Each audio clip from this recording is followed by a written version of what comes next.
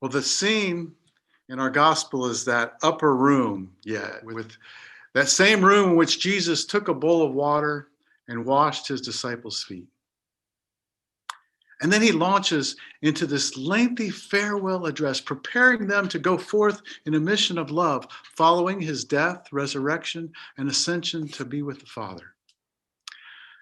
And today we hear a portion, it's just a portion of Jesus' concluding prayer that he ends this farewell address with. Now, if you listen closely, maybe like me, you find it to be long, rambling, and it's just hard to follow. But what I do hear is Jesus pouring out his heart to the Father on the very eve of his arrest. And I note that the focus of this prayer isn't for himself, but for his disciples. He prays for the Father to protect them in his name. And yet the overarching theme that I hear him emphasizing is for divine connection, that they may be one as we are one. Yes, protection and connection go together. Jesus prays for our unity with God and our unity with one another. But unity does not equal uniformity. Uniformity often requires the subtle violence of someone giving up a sense of their self, whereas Jesus desires us all to become our God-given true selves. Jesus' desire is for us to share in the unity that he has with the Father and to live our lives out of that center. He wants us to experience this intimate connection with the divine source of love and life, just like he does, and thus be filled with joy. In his book, The Naked Now, Richard Rohr says, union and perfection are two different journeys with very different strategies. Common religion often seeks private perfection.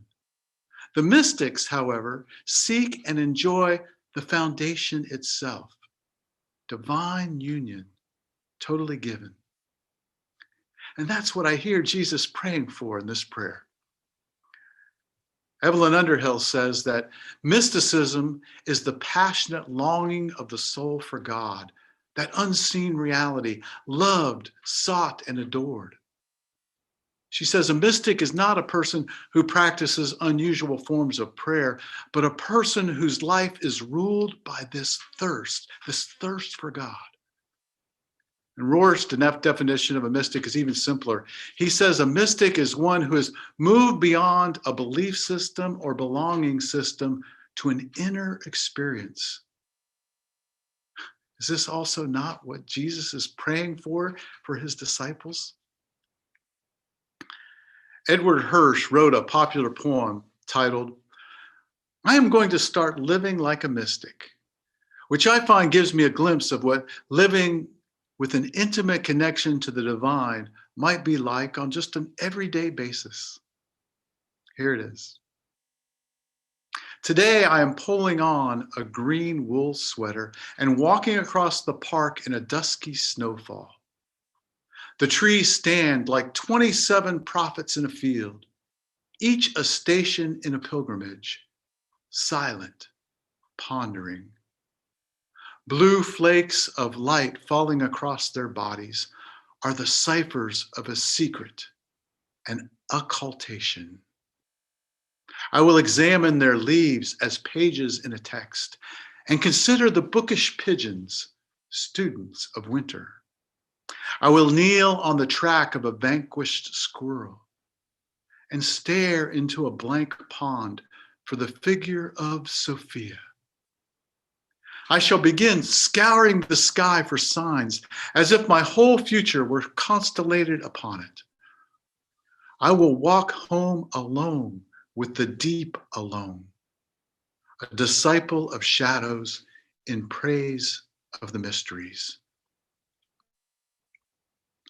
A mystic for Hirsch is simply someone who thirsts for an inner experience of unity with God and all creation.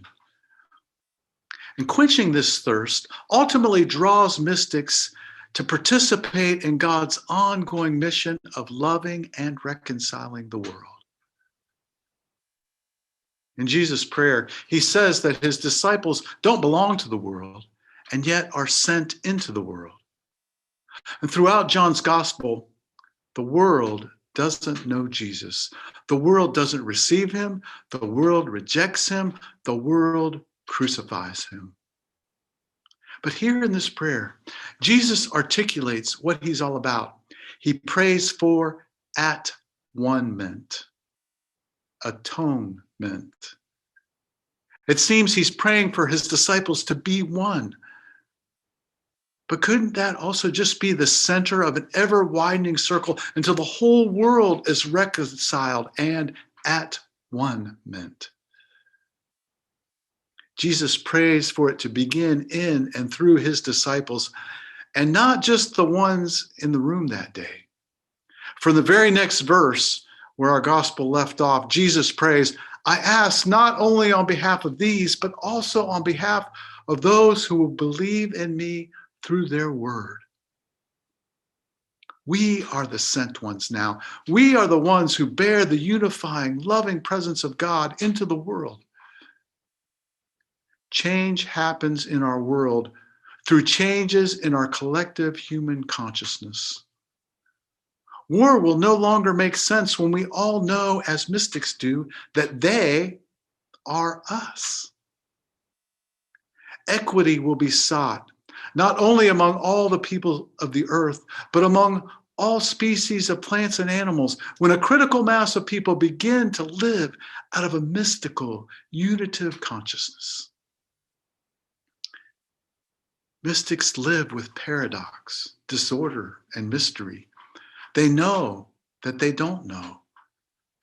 They trust their inner experience of unity and let God unfold their lives like the blossoming of a flower.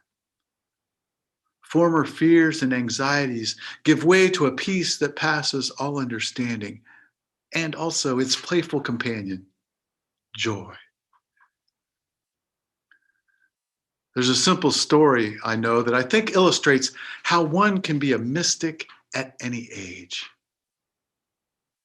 A little boy wanted to meet God.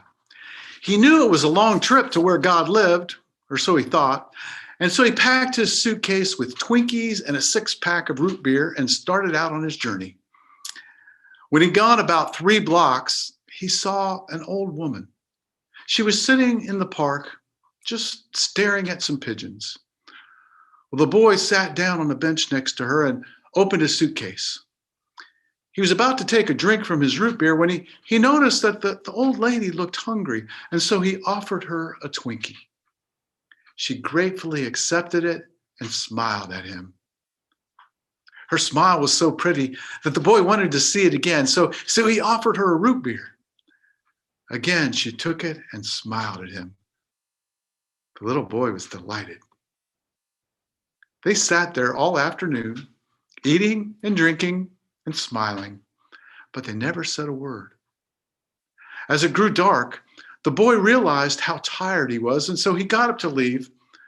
But before he had gone more than a few steps, he turned around, ran back to the old woman, and gave her a hug. Yeah, this was before the pandemic made hugging off limits.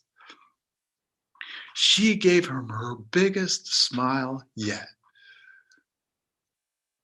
When the boy got home and opened the door to his own house, just a short time later, his mother was surprised by that look of joy on his face, and so she asked him, "What did you do today to make you so happy?" He replied, "I had lunch with God."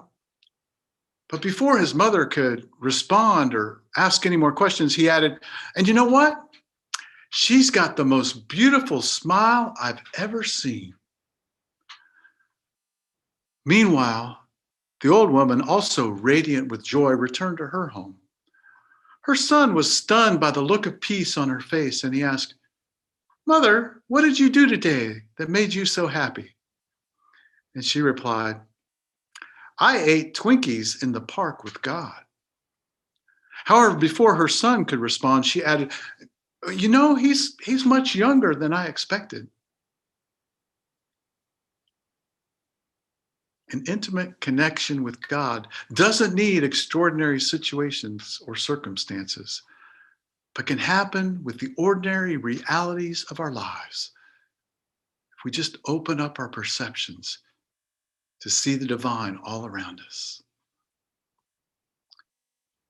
Yes, may we live as mystics, reveling in the joyful wonder of the miracles we encounter each day. May we know the Father's protection from evil that comes to us through divine and human connections. May we be one as the Father and the Son are one. And may Jesus' prayer for all his disciples continue to be answered in and through us. Amen.